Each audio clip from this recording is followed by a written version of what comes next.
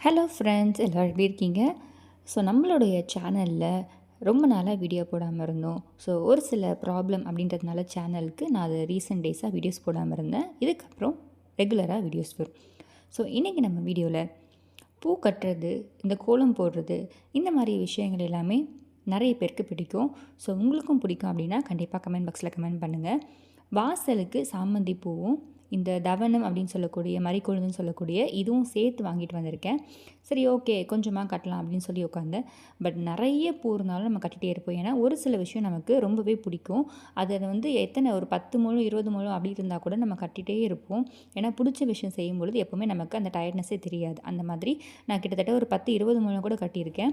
அரை சேரி மல்லி வாங்கினா ஒரு 5 முழம் வரும். ஸோ இந்த வாட்டி அந்த மறிக்கொழுந்து இதை வச்சு கட்டி பார்க்கலாம் அப்படின்னு சொல்லி ட்ரை பண்ணேன். ரொம்பவே அழகாக இருந்துச்சு.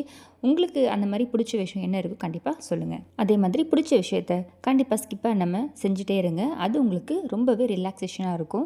அடுத்த வீடியோவில் பார்க்கலாம். டாட்டா.